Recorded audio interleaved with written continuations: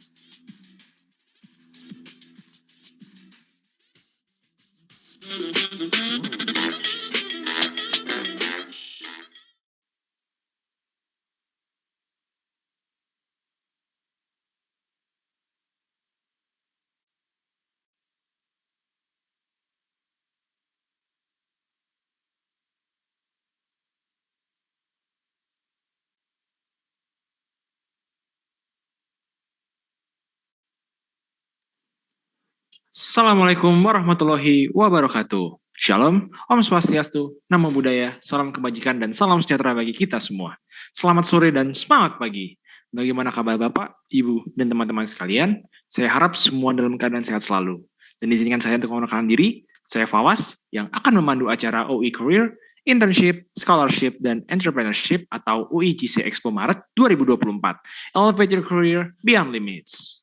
Izinkan saya untuk memberikan sedikit penjelasan kepada teman-teman di sini bahwa rangkaian acara hari ini terdiri dari UIGC Scholarship Talk, Choose France, kuliah dengan beasiswa di Prancis, yang mana di dalamnya akan ada penjelasan mengenai serba-serbi studi di Prancis. Sebelum itu, saya akan jelaskan mengenai UIGC. UIGC adalah kegiatan ekspo tahunan yang diselenggarakan oleh Pusat Pengembangan Karir Lulusan Universitas Indonesia atau CDCUI yang dinaungi oleh Direktorat Pengembangan Karir Lulusan dan Hubungan Alumni Universitas Indonesia atau DPKH UI, bekerjasama dengan Center for Independent Learning atau CILUI, serta Career Lab sebagai platform teknologi informasi lowongan kerja. UIGC Expo Maret 2024 berlangsung dari tanggal 19 Februari hingga 15 Maret 2024 dan diikuti oleh berbagai perusahaan ternama. Selain itu, pada tanggal 8 hingga 9 Maret, UIGC Expo Maret 2024 akan diadakan secara offline di Balerong UI. Kegiatannya ada apa aja sih? Banyak dan beragam banget tentunya, yakni UIGC Training, Company Talk, Scholarship Talk, dan Entrepreneurship Talk. Hal ini bertujuan agar teman-teman dapat lebih mengenal perusahaan lebih jauh dan mempersiapkan karir dari sekarang. Ayo, daftar segera di uigc.careerlab.co. Selain itu, UIGC Expo Maret 2024 berkolaborasi dengan Career Lab. Career Lab sendiri merupakan platform end-to-end career solutions yang memberikan dukungan kepada mahasiswa, fresh graduates, dan profesional muda untuk persiapan karir, serta lowongan kerja yang dikurasi untuk entry level. Career Lab juga telah mendukung puluhan kampus di Indonesia dengan career management platform untuk pusat karir dan mahasiswa. Untuk info lebih lanjut mengenai Career Lab, teman-teman silakan akses careerlab.co ya. Dan kemudian, kami ingin mengucapkan terima kasih kepada sponsor UIGC Expo Maret 2024, yakni Bank Danamon, PT Pertamina International Shipping, PT Paragon Technology and Innovation, PT Facilitating Indonesia atau Uniqlo, dan tak lupa official media partner kami diantaranya matamata.com, Hops.id, Radio Solopos, Koran Solopos, Kawan GNFI, Suara.com, Event Alerts, UNJ Entrepreneur Club, Kawal Event, Big Alpha, Magang Info _ Disna Kerja, Infoloker Jobs, Dotins, Women's Obsession, dan Men's Obsession. Sebelum kita melanjutkan sesi utama, tak lupa saya informasikan kepada teman-teman yang hadir sore hari ini untuk mengkonfirmasi kehadirannya melalui QR Code yang telah ditampilkan pada slide yang ada sekarang. Atau mengklik tautan yang dikirim oleh tim panitia di kolom chat. Selain itu, di akhir acara akan dibagikan link feedback form yang dapat teman-teman isi sebagai syarat untuk mendapatkan sertifikat. Saya ulangi sekali lagi, untuk mendapatkan sertifikat, teman-teman dapat mengisi link feedback form yang ada di akhir acara. Dan jangan lupa juga untuk mendaftar serta mengikuti event-event UICC lainnya melalui uicc.careerlab.co/event. Dan buat teman-teman yang ingin mendapatkan saldo e-wallet dengan total 200.000 untuk 2 orang pemenang, teman-teman bisa ikutan link in recap challenge dari Career Lab yang caranya mudah banget, teman-teman tinggal ikuti tata cara yang tertera di layar ini, dan periode challenge ini hanya sampai 29 Februari 2024. Jadi jangan sampai kelewatan ya teman-teman. Nah, selanjutnya kita akan masuk ke acara utama kita, yakni UICC Scholarship Talk Choose France, kuliah dengan beasiswa di Perancis. Yang mana kita akan mendengar pemaparan dari Kak Nur Fitria atau Kak Fitria selaku Representative of Campus France Jakarta. Selamat sore Kak. Selamat sore Kak Fawaz. Gimana kabarnya nih Kak? Alhamdulillah baik. Kak Fawaz gimana kabarnya? Alhamdulillah baik juga dong Kak. Semangat pagi selalu. Sudah siap Kak untuk memberikan pemaparan? Sudah siap. Baik, kepada Kak Fitria waktu dan layarnya dipersilakan. Baik, terima kasih Kak Fawaz dan teman-teman UICC Expo 2024. Perkenalkan kembali saya Fitria, penanggung jawab Kampus France Jakarta untuk Kampus France Indonesia. Sebelum kita mulai sesinya, izinkan saya terlebih dahulu untuk membagikan layar supaya kita bisa sama-sama simak informasi yang akan kita pelajari hari ini. Jadi, Kampus France hari ini akan membagikan informasi mengenai bagaimana kuliah di Perancis, dan tentunya pasti akan ada banyak pertanyaan tentang beasiswa. Tidak perlu khawatir, itu juga nantinya akan kami bahas. Senang sekali Kampus France Indonesia bisa kembali berpartisipasi di acara UICC. Ini sudah kesekian kalinya. Terima kasih tentunya sudah kembali diundang, dan tentunya terima kasih untuk teman-teman sudah berpartisipasi di sore hari ini. Ketika berbicara tentang studi di Perancis, tentunya tidak lepas dari Kampus France. Siapa sih sebetulnya Kampus France? Mungkin teman-teman kurang familiar. Jadi Kampus France adalah bagian dari IFI, Institut Perancis Indonesia, dan Kedutaan Besar Perancis untuk Indonesia, yang memang ditugaskan oleh pemerintah Perancis secara resmi untuk membantu siapapun yang ingin melanjutkan studinya di Perancis. Jadi ketika teman-teman punya keinginan untuk melanjutkan studi di Perancis, maka silakan jangan ragu, jangan sungkan untuk menghubungi tim Kampus France yang ada di 4 kota di Indonesia. Kami ada di Jakarta, Bandung, Surabaya, dan juga Medan.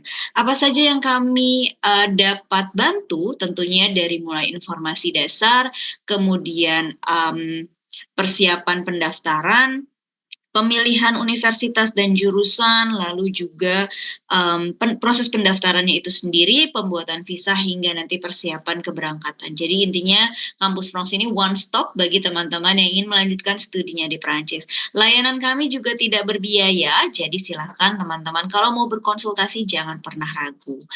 Informasi hari ini tentunya akan kita mulai dengan pertanyaan, kenapa sih harus memilih Perancis? Sebagai informasi, Perancis merupakan negara penerima mahasiswa asing terbanyak ke-7 di dunia dan banyak dijadikan tujuan studi bagi mahasiswa internasional. Kenapa sih mahasiswa internasional memilih Perancis? Tentunya karena ada pendidikan dan penelitian yang berkualitas, dibuktikan dengan banyaknya peneliti Perancis yang mendapatkan penghargaan internasional. Tahun 2023, tahun lalu tepatnya, Prancis mendapatkan 2 penghargaan Nobel di bidang fisika, dan mayoritas dari para peneliti ini mereka juga mengambil bagian dalam pengajaran di universitas. Jadi teman-teman bisa mendapatkan ilmu langsung dari ahlinya, bahkan dari mereka yang mendapatkan penghargaan internasional. Dari segi institusi pendidikan tinggi di Prancis, kampus-kampus Prancis sudah masuk ke dalam sistem ranking internasional dan memiliki posisi yang juga baik di level atas. Jadi teman-teman bisa mempertimbangkan Prancis sebagai salah satu tujuan studi. Selain itu, bahasa Perancis juga merupakan bahasa internasional, banyak digunakan di negara-negara lain, termasuk di organisasi-organisasi internasional. Itulah kenapa ketika teman-teman memiliki kemampuan bahasa Perancis akan menjadi sebuah nilai tambah dalam profil Anda di dunia internasional khususnya.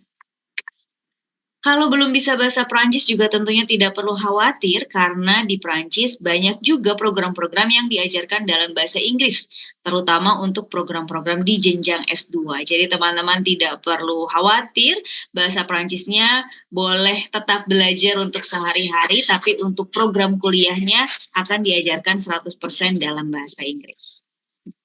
Sedikit akan kami bahas mengenai jenjang studi di Prancis. Bagi mungkin teman-teman yang baru lulus SMA di Indonesia atau misalnya mau mengulang S1 gitu ya. Di Prancis kita mengenal dengan istilah licence. Licence itu S1-nya Prancis ataupun BUT. Durasinya sama-sama 3 tahun. Kemudian bagi mereka yang sudah menyelesaikan S1 di Indonesia, maka bisa mengambil jenjang S2 atau kita bilang master dengan durasinya 2 tahun. Kalau yang sudah master mau ambil S3 bisa ambil jenjang doktora, durasinya sekitar 3 tahun tapi bisa jadi lebih tergantung pada penelitian yang dilakukan. Tahun ajaran setiap tahunnya dimulai di bulan September dan pendaftaran universitas itu selalu dilakukan 1 tahun sebelumnya. Jadi ini teman-teman harus perhatikan, jangan sampai nanti timelinenya terlewat. Yang perlu diperhatikan terutama adalah untuk jenjang licence itu kita lakukan di bulan Oktober hingga November, sedangkan untuk jenjang master itu di bulan Desember hingga Januari. Jadi katakanlah misalnya teman-teman mau kuliah di September 2025, maka pendaftaran untuk S2 khususnya akan kami buka di Desember 2024 hingga Januari 2025. Yang perlu diperhatikan ini adalah pendaftaran untuk universitas negeri. Kalau universitas atau kampus swasta, pendaftarannya dilakukan langsung ke kampus-kampus yang dituju, tidak melalui kampus France. Karena nanti pendaftaran universitas negeri akan terintegrasi ke dalam sebuah platform online, namanya Études en France atau EEF, di mana teman-teman memiliki kesempatan untuk mendaftar hingga ke 7 universitas negeri secara online. Jadi tidak ada tes tertulis, hanya seleksi berkas dan juga wawancara di periode yang sudah ditentukan. Kemudian mahasiswa internasional memilih Prancis karena ada banyak kemudahan yang ditawarkan dari pemerintah Prancis juga untuk mahasiswa internasional. Tapi sebelum ke sana mungkin biasanya ada pertanyaan mengenai biaya hidup, kira-kira berapa sih kalau misalnya ya biaya yang harus dikeluarkan jika tinggal di Prancis. Tentunya ini bergantung pada di mana siswa tersebut akan tinggal. Apakah itu di Paris, di ibu kota, atau di luar kota Paris. Kisaran di kota Paris itu sekitar 900 sampai 1.100 euro per bulan. Kalau di luar Paris itu sekitar 700 sampai 900 euro per bulan. Dalam rupiah seperti mungkin yang sudah teman-teman bisa lihat di layar. Jika dibandingkan dengan biaya hidup di Jakarta, mungkin di biaya hidup di Prancis masih lebih tinggi. Tapi jika dibandingkan dengan negara Eropa lainnya, ini bisa jadi lebih terjangkau, terlebih lagi karena teman-teman bisa memanfaatkan berbagai subsidi dari pemerintah Prancis. Subsidi yang pertama yang bisa dimanfaatkan adalah untuk konsumsi, di mana pemerintah Prancis menyediakan jaringan resto U atau kantin universitas. Mahasiswa itu bisa makan di resto U dengan biaya yang lebih terjangkau dibandingkan jika makan di restoran luar. Di resto U kisaran makan itu hanya sekitar 3-4 euro satu kali makan dengan menu lengkap, menu pembuka, inti dan juga penutup, sedangkan di restoran luar itu bisa berkisar antara 10-15 euro. Jadi bisa menghemat. Kemudian ada subsidi lain untuk sewa tempat tinggal. Jadi kalau teman-teman sewa apartemen ataupun kamar asrama di Prancis, teman-teman bisa mengajukan subsidi keringanan biaya sewa ke pemerintah Prancis, potongannya bisa sampai 40%. Jadi teman-teman hanya perlu membayar sisanya. Lalu asuransi kesehatan dasar di Prancis itu gratis, tidak perlu membayar biaya apapun. Teman-teman hanya wajib terdaftar untuk bisa memanfaatkan layanan kesehatan di Prancis.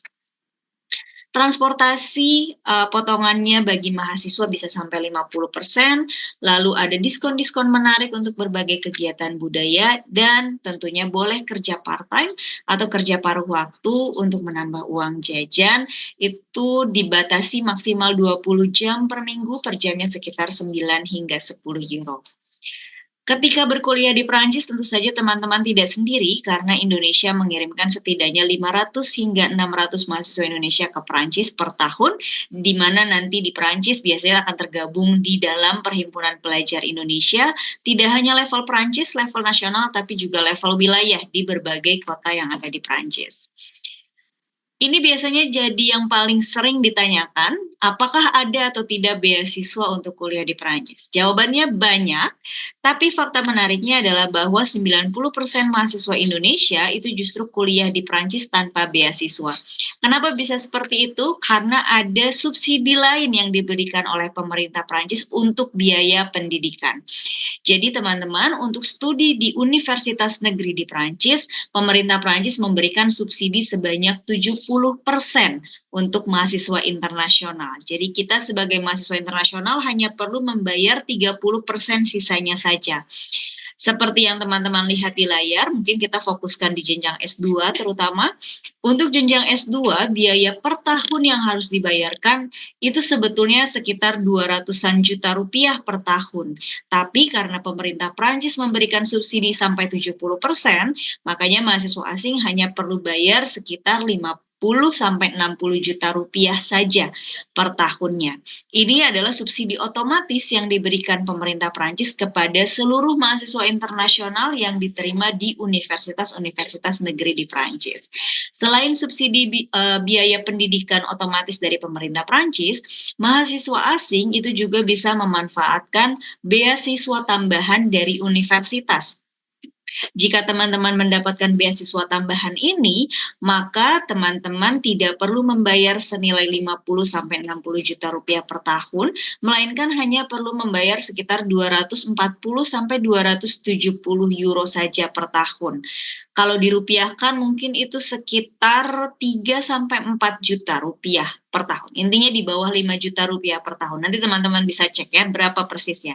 Tapi kalau dalam euro itu sekitar 240 sampai 270 euro per tahun. Jadi bisa teman-teman lihat sendiri bahwa ternyata studi di Perancis itu sangat-sangat terjangkau dan bisa dikondisikan dari segi pendanaan pribadi. Begitu. Kemudian untuk beasiswa lainnya, tentu saja pemerintah Prancis menyediakan beasiswa lain untuk mengcover biaya hidup, biaya CVEC atau biaya partisipasi kampus, akses prioritas ke asrama milik pemerintah Prancis, biaya pembuatan visa, dan juga tiket pesawat pulang pergi atau pergi pulang. Beasiswa ini kita sebut dengan beasiswa France Excellence, dan beasiswa yang teman-teman lihat di layar ada France Excellence S1, tematik, S2, Kartini Science Master 2. Beasiswa ini semuanya ditujukan hanya untuk mahasiswa Indonesia. Jadi teman-teman memiliki peluang yang besar untuk bisa mendapatkan beasiswa ini karena daya saingnya hanya dengan sesama mahasiswa Indonesia saja. Beasiswa France Excellence S1 adalah untuk jenjang S1, semua jurusan, semua universitas negeri. Kemudian France Excellence S2 juga sama, untuk jenjang S2, semua jurusan, semua universitas negeri.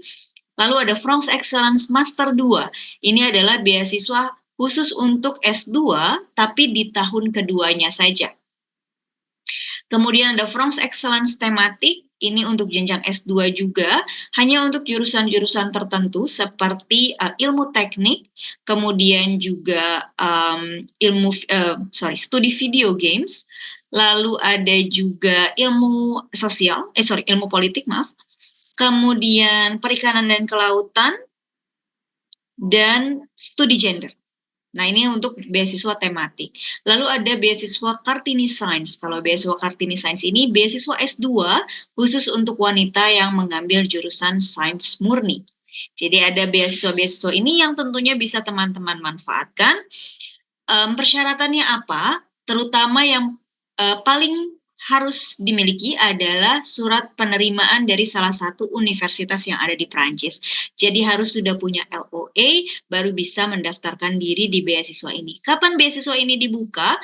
Untuk September 2024 beasiswanya akan kami buka di bulan April hingga bulan Mei, kalau saya tidak salah di periode tersebut. Gimana cara dapat LOA-nya? Caranya teman-teman harus melakukan pendaftaran universitas terlebih dahulu. Jadi kalau kondisinya sementara ini belum punya penerimaan sama sekali, coba mungkin boleh cari-cari dulu kampusnya, universitasnya, dilihat pendaftarannya melalui apa. Kalau pendaftarannya bisa langsung ke universitasnya, maka silakan diproses langsung ke kampusnya sesuai dengan prosedur yang mereka minta.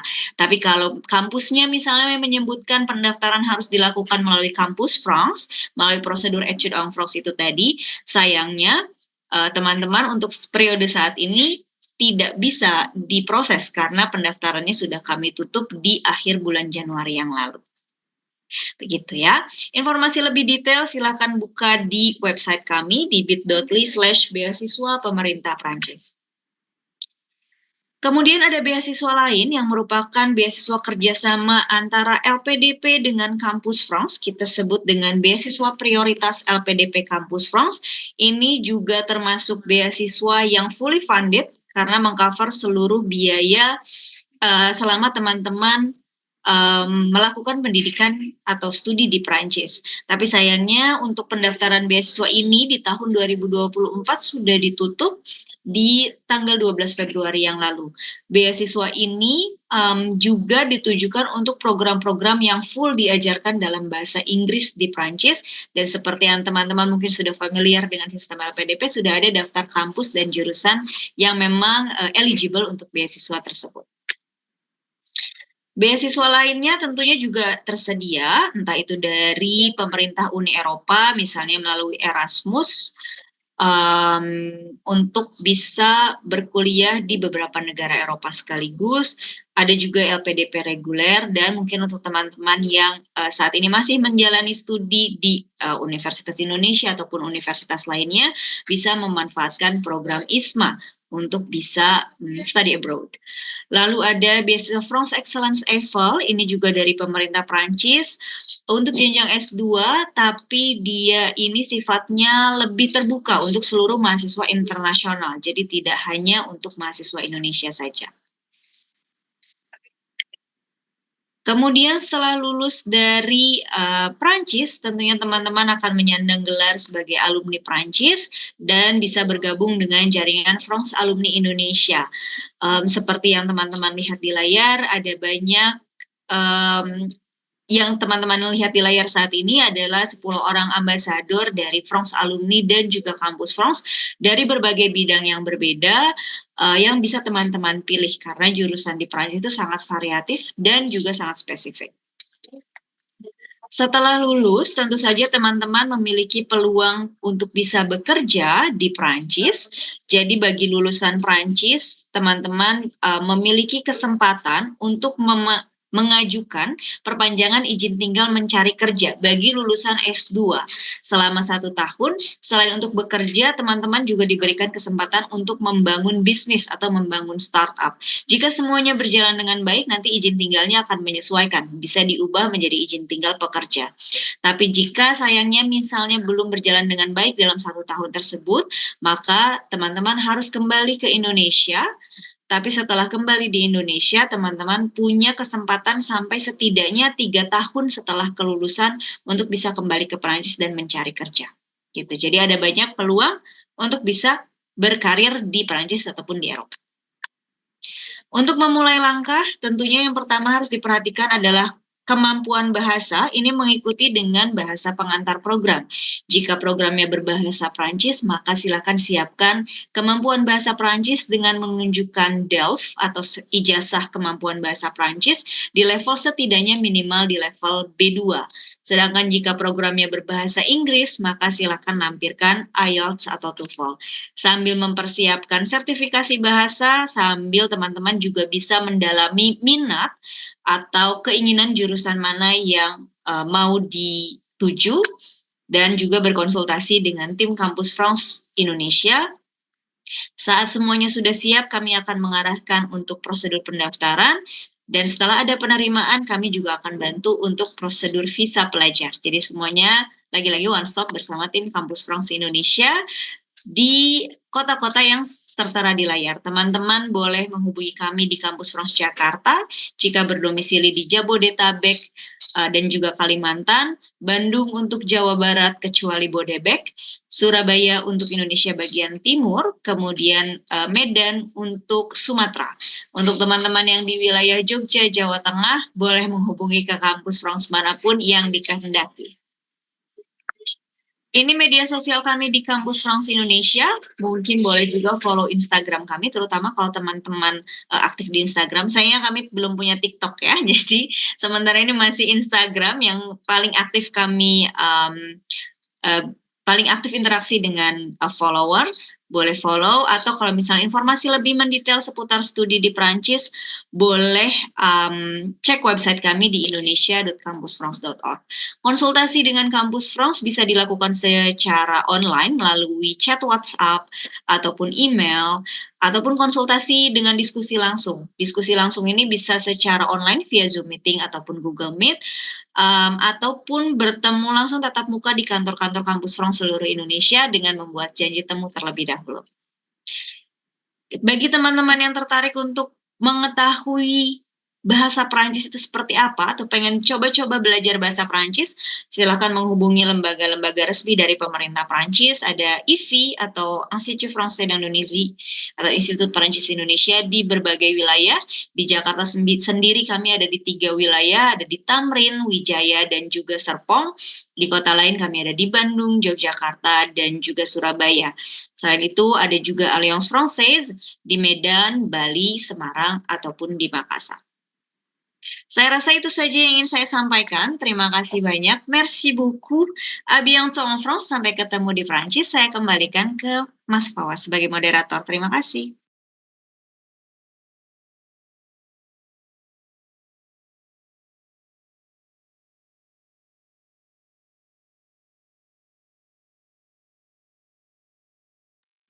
Baik, terima kasih banyak Kak Fitria atas materi yang sudah disampaikan.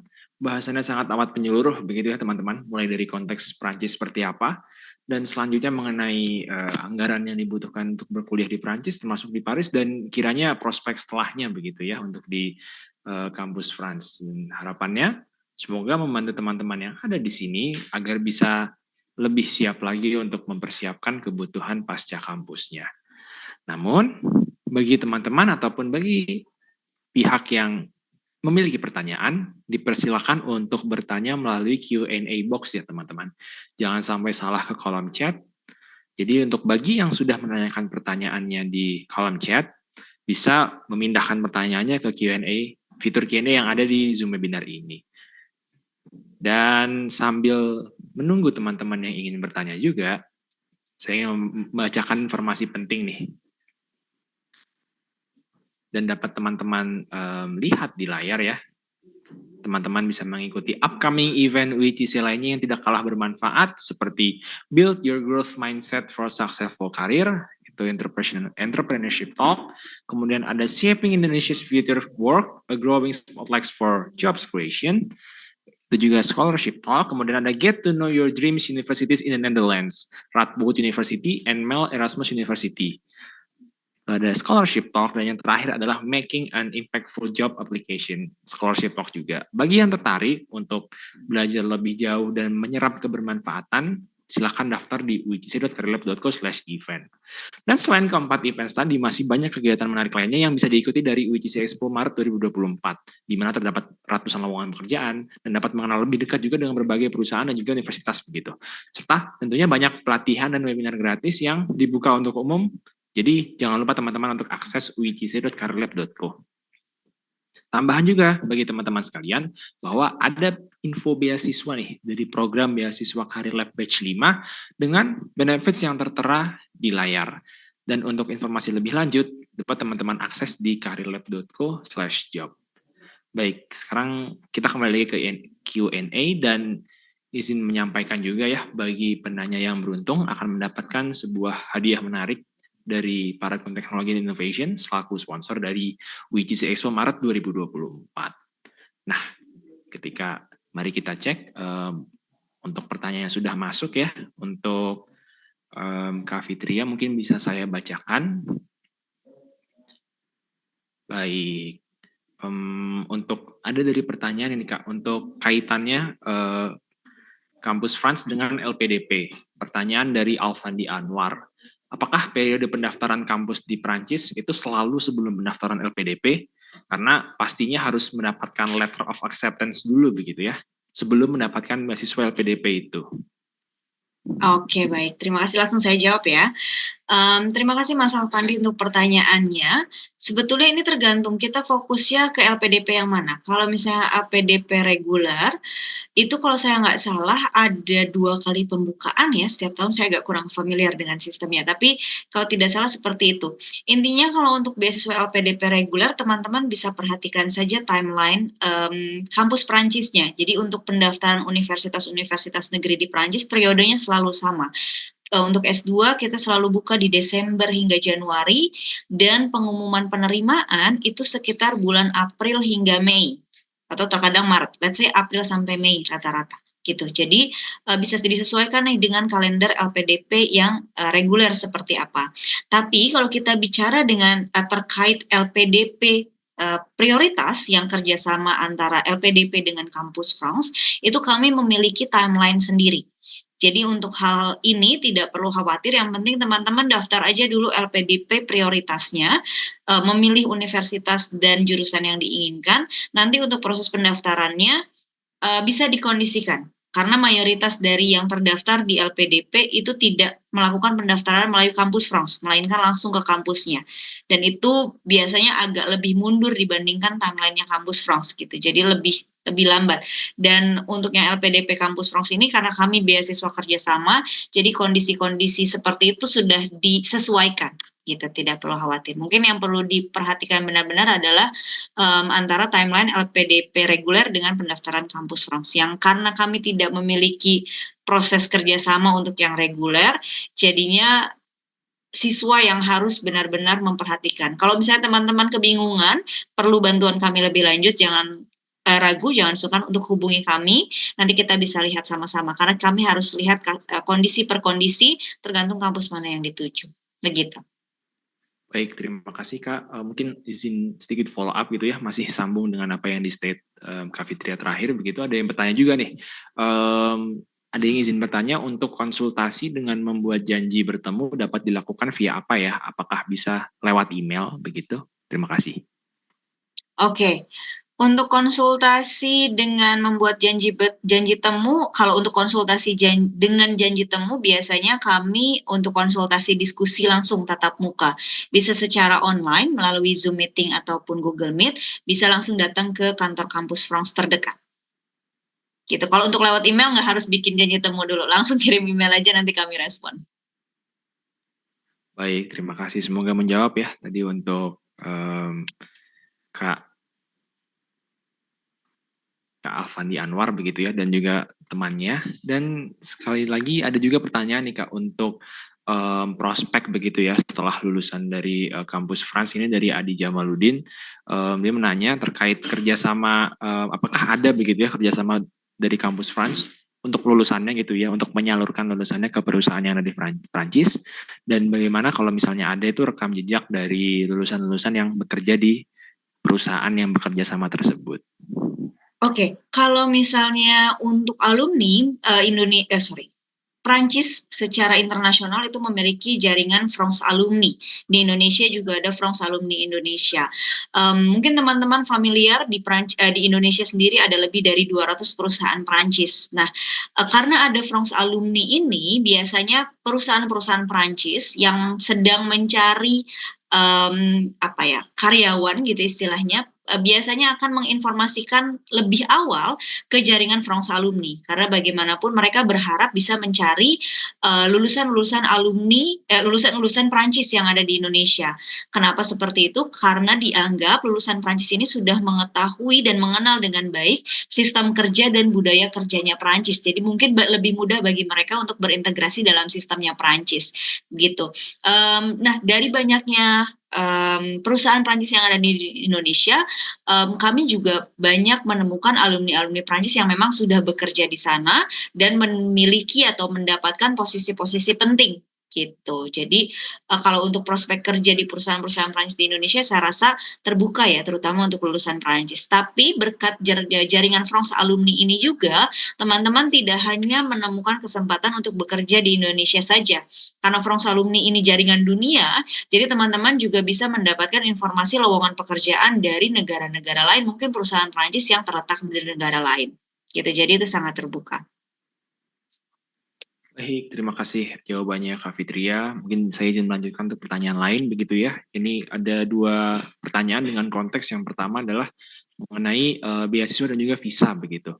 Ada yang bertanya mengenai beasiswa yang ditujukan untuk di kampus France ini, kiranya apakah ada hal-hal yang perlu disiapkan dan perlu banget untuk diperhatikan begitu, yang bisa memengaruhi berhasil atau tidaknya untuk apply beasiswa tersebut. Dan untuk visa ini tersendiri, apakah perlu ada deposit dengan jumlah tertentu gitu, visa pelajar? Oke, kalau untuk beasiswa, sebetulnya kalau untuk Prancis secara umum, baik itu untuk pendaftaran universitas maupun beasiswa, sifatnya secara umum itu kurang lebih sama. Yang kami sangat perhatikan adalah profil siswa. Profil itu bisa dilihat dari mana? Pertama dari kurikulum vitae, kemudian yang kedua dari motivation letter. Motivation letter ini merangkum motivasi teman-teman kenapa harus katakanlah kuliah di Perancis, kenapa harus mengambil jurusan dan universitas tersebut, study project-nya apa, kemudian setelah lulus juga mau jadi apa gitu. Jadi kami sangat menitik beratkan penilaian pada 2 hal ini. Selain tentunya nanti juga akan dikonfirmasi melalui interview gitu. Jadi yang harus diperhatikan, yang harus dipersiapkan dengan baik adalah CV dan motivation letter. Nah, teman-teman juga tidak perlu khawatir karena CV dan motivation letter ini akan menjadi pendampingan intensif dari kampus France. Jadi nanti kami biasanya mendekati periode pendaftaran universitas maupun beasiswa, kami membuka workshop untuk bagaimana membuat CV dan motivation letter yang baik, dilanjutkan dengan nanti konsultasi individu supaya kami bisa bantu proofreading, kami bisa bantu memberikan masukan dan juga catatan kalau misalnya ada yang harus diperbaiki. Kemudian untuk visa pelajar, apakah perlu ada deposit? Betul, untuk pembuatan visa pelajar Prancis, perlu, jika tanpa beasiswa, maka perlu ada bukti pendanaan, kemampuan pendanaan di rekening pribadi ataupun misalnya di rekening orang tua jika masih dibiayai oleh orang tua. Minimalnya itu sekitar 150 juta rupiah, usahakan stabil di 3 bulan terakhir. Dalam hal ini, dana tersebut cukup disediakan di rekening Indonesia, tidak perlu ditransfer ke rekening Perancis dan tidak akan dibekukan. Jadi cukup ditunjukkan nanti saat visanya sudah selesai, dananya mau digunakan untuk persiapan keberangkatan, itu tidak jadi masalah. Baik, terima kasih banyak Kak Fitria. Semoga tadi untuk yang bertanya ya bisa kebayang begitu untuk tips-tips beasiswa dan juga untuk visa. Kemudian ada pertanyaan masuk juga nih Kak untuk konteks sosial begitu ya, lingkungan sosialnya. Utamanya untuk bagi kami-kami ini di Indonesia yang memang mayoritasnya kan memang Muslim begitu ya.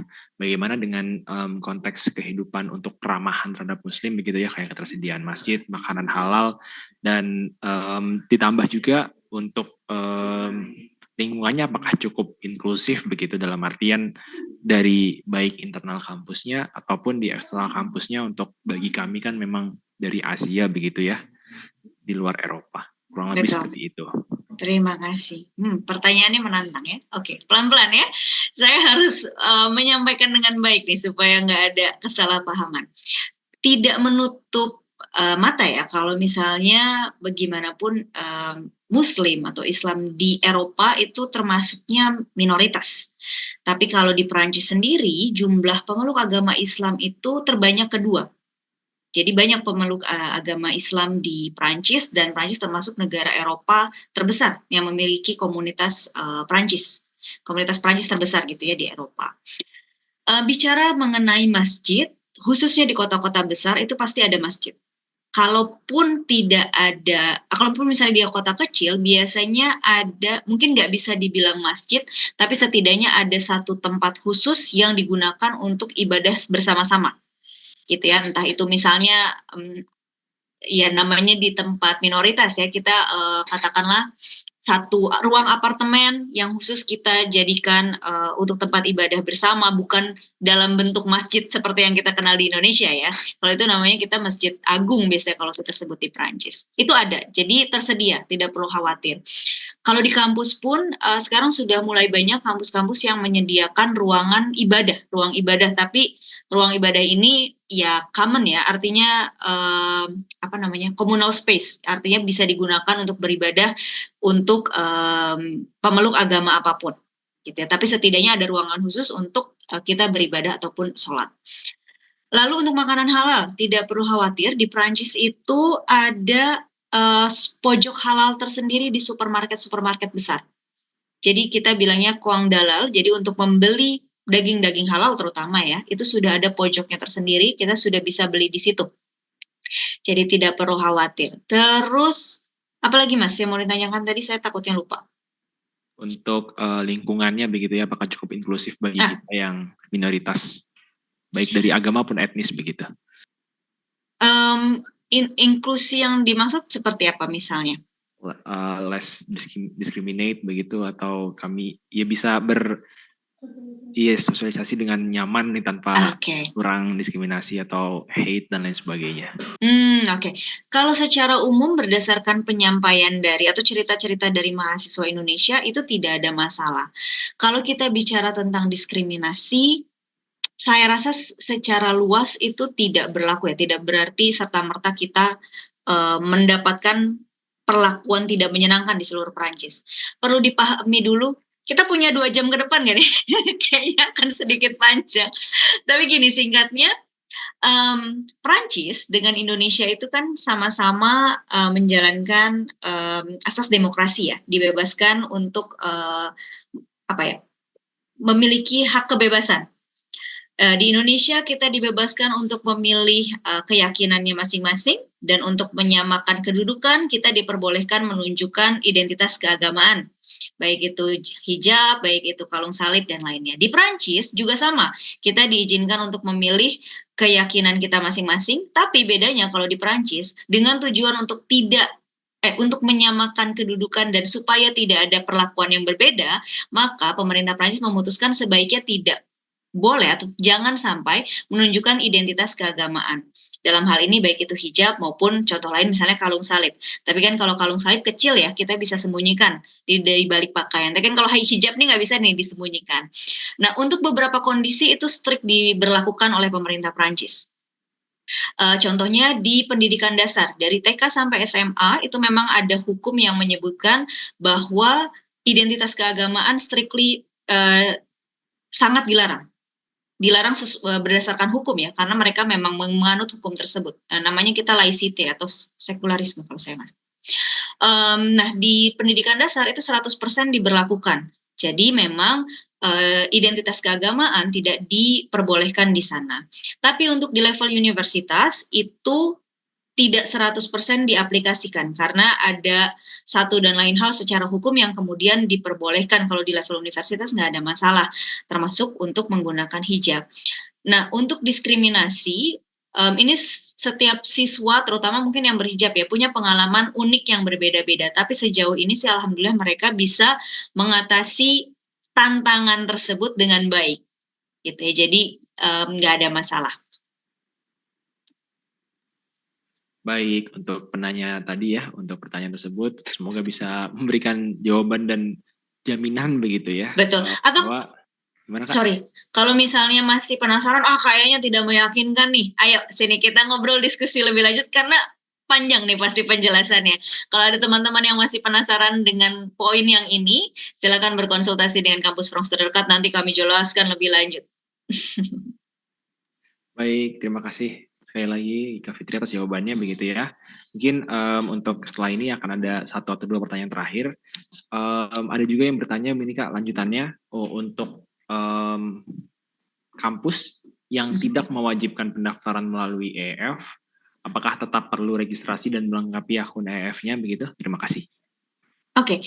Kalau kampus tidak mewajibkan pendaftaran melalui EF, maka EF-nya diabaikan saja. Jadi fokus saja pada platform yang memang ditentukan oleh universitas.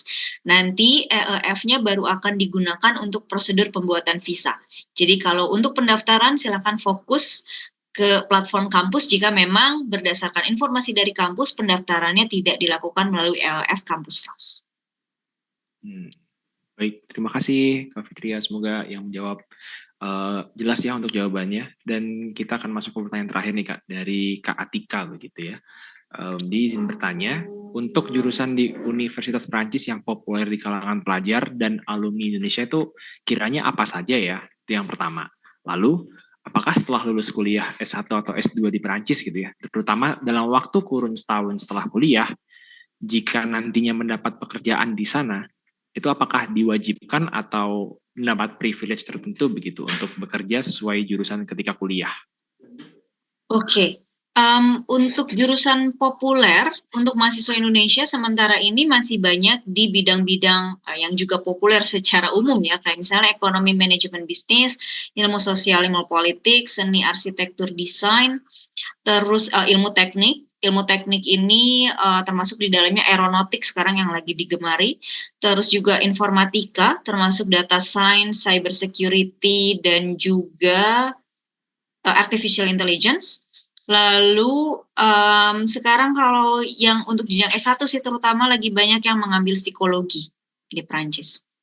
Begitu. Kemudian untuk pekerjaan setelah lulus S1 atau S2 di Prancis, mendapat pekerjaan di Prancis, kita diwajibkan untuk bekerja sesuai jurusan.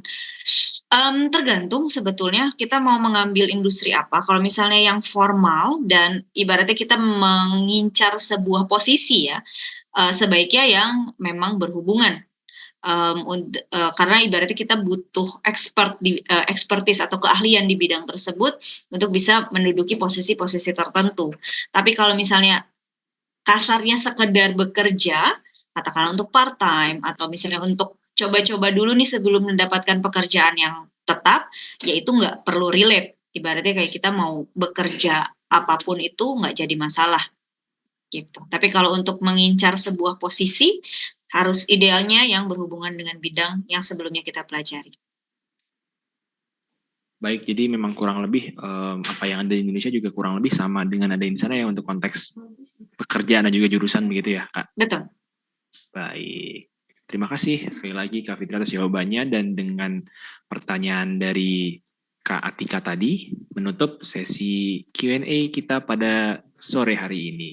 Dan sebelum kita beranjak ke acara selanjutnya, saya ingin mengumumkan bahwa satu orang beruntung yang mendapatkan hadiah menarik dari PT Paragon Technology and Innovation adalah Kak Atika.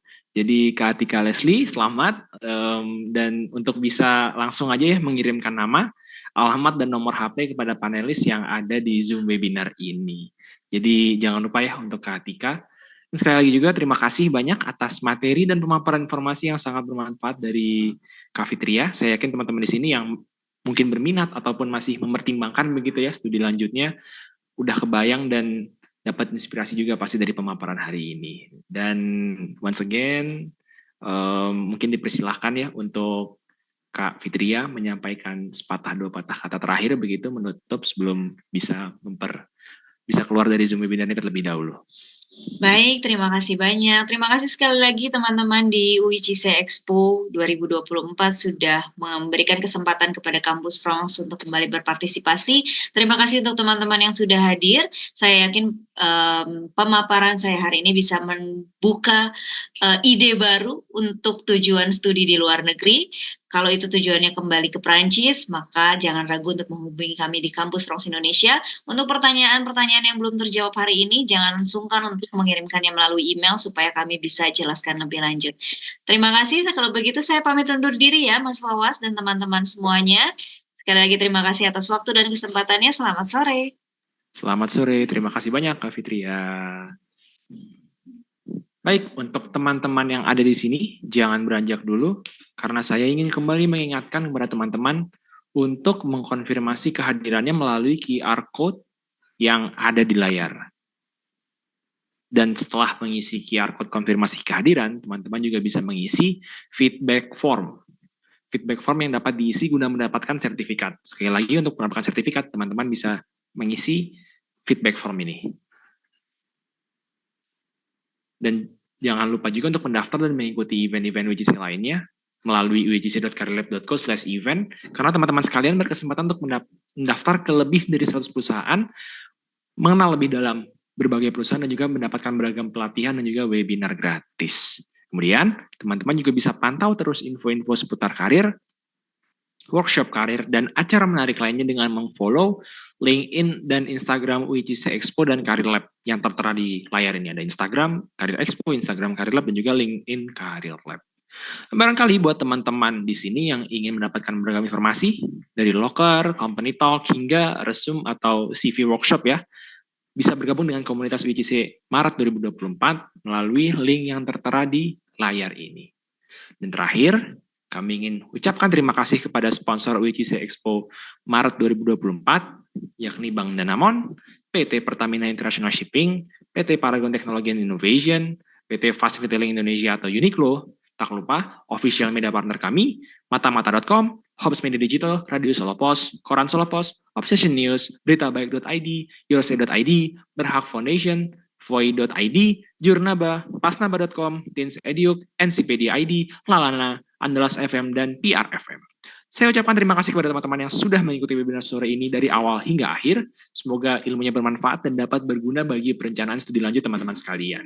Saya Fawas, selaku moderator dari webinar sore hari ini, izin pamit undur diri. Mohon maaf atas segala kekurangannya.